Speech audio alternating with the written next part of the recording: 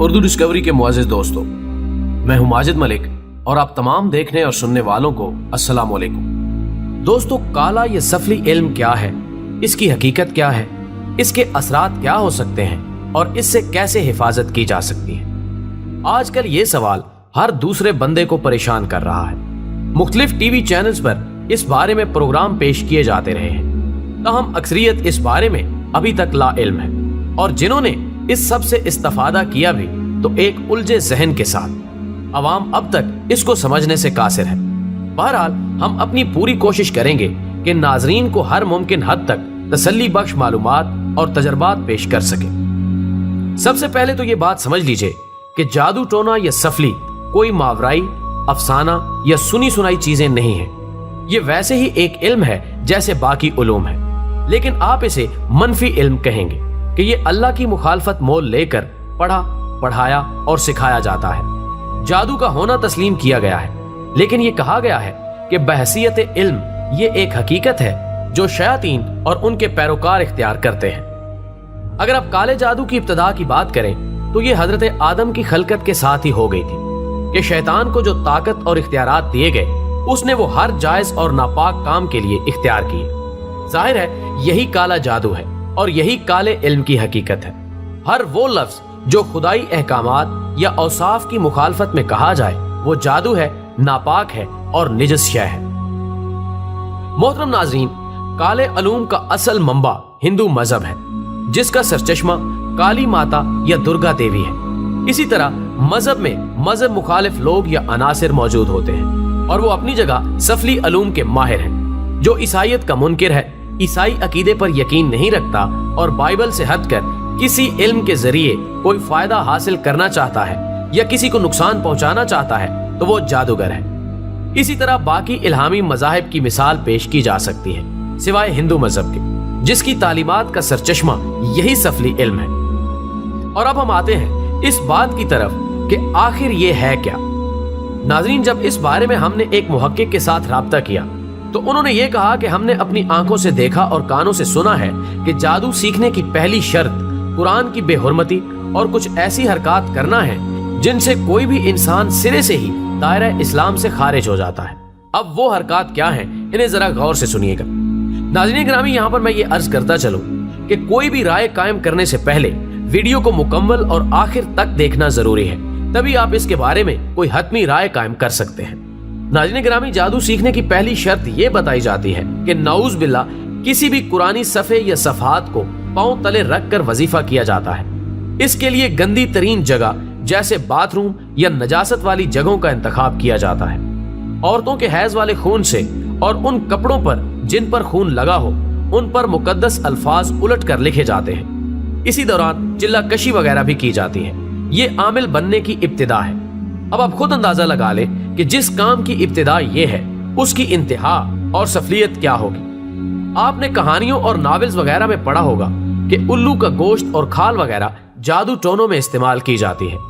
صرف یہی نہیں، حالت جماع میں جو نجاست بدن سے نکلتی ہے اسے بھی تعویذ لکھنے کے لیے استعمال کیا جاتا ہے، اور انسان اسفل السافلین میں شمار ہونے لگتا ہے۔ انسانی بدن کی نجاست کے علاوہ ناپاک جانوروں کی غلاظت، خون اور کھوپڑیاں عملیات میں استعمال کی جاتی ہیں۔ بعض اوقات جو لوگ قبرستان میں سخت قسم کی چلہ کشی وغیرہ کرتے یا کرواتے ہیں ان میں مردوں کی توہین، ان کے ساتھ بدفعلی اور اس قسم کے ہزاروں ایسے کام کیے جاتے ہیں جن کے بارے میں عام انسان سوچ بھی نہیں سکتا۔ ناظرین محترم، یہ کوئی 10 برس پرانا واقعہ ہے۔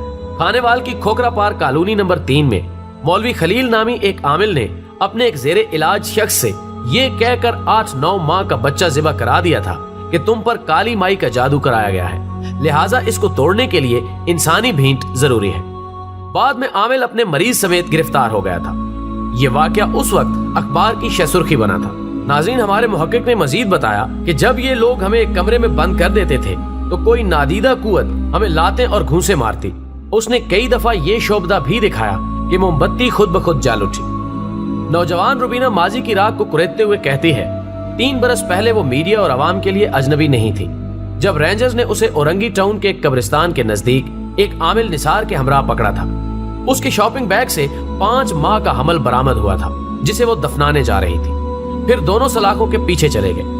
कई रोज ये वाकया फॉलो अप के तौर पर अखबारात और इलेक्ट्रॉनिक मीडिया में जगह पाता रहा। नाज़रीन ग्रामी, जादू, टोना और तावीज गंदे हमारे मुआशरे में कोई नई चीज नहीं है, लेकिन आजकल ये मामला कुछ ज्यादा ही जोरों पर है। जादू का जिक्र कुरान पाक में भी मिलता है और अहादीस से भी साबित है।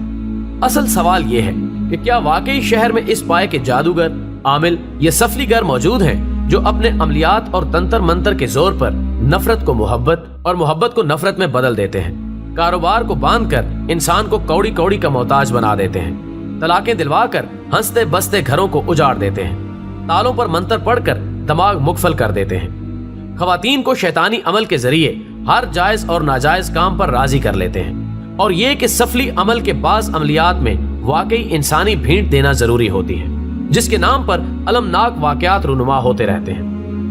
जहन में पैदा होने वाले यही सवालात हमें जादू टोने और आमलों की पुरइसरार और हैरत अंगेज दुनिया में ले गए। अलबत्ता इस वीडियो की तैयारी के दौरान इदराक हुआ कि इस गोरख धंधे को समझने के लिए बरसों का अरसा चाहिए। सबसे बड़ा मसला सफली और काले जादू के हकीकी आमलों से राब्ते का रहा, क्योंकि काले जादू का कोई भी माहिर या सफलीगर खुद को जाहिर नहीं करता। अलबत्ता शोबदे बाजों से सारा शहर भरा पड़ा है।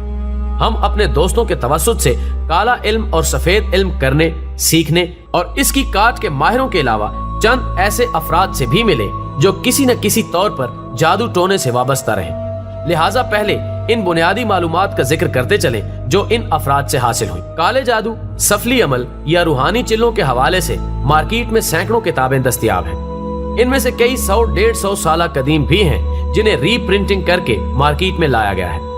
जादू टोने के अमलियात के मुताबिक इन किताबों की कम से कम कीमत 25 रुपए और ज्यादा से ज्यादा 150 से 200 रुपए तक है। ताहम आमलों और सफलीगरों के मुताबिक किताबों में जो चिल्ले और अमल बयान किए जाते हैं उनमें कोई एक आध नुक्ता छोड़ दिया जाता है, इसलिए ये बेकार साबित होते हैं। जिस तरह शेर के लिए रदीफ, काफिया और वजन की जरूरत होती है, बिल्कुल ऐसे ही मंत्र भी अमूमन बावजन होता है। एक आध लफ्ज हज़फ या आगे पीछे कर देने से मंत्र जाता रहता है। एक आमिल के बकौल अगर ऐसा मुमकिन होता तो फिर इन कामों के शौकीन अफराद की अक्सरियत 20 से 25 रुपए की किताब के जरिए आमिल बनी फिर रही होती। सिर्फ किताब की मदद से काले जादू का अमल कामयाब होने की तारीख नहीं मिलती। अमल या चिल्ले के लिए किसी आमिल या उस्ताद की इजाजत और रहनुमाई जरूरी होती है, क्योंकि अगर चिल्ले या अमल में कोई कोताही हो जाए तो उस्ताद संभाल लेता है।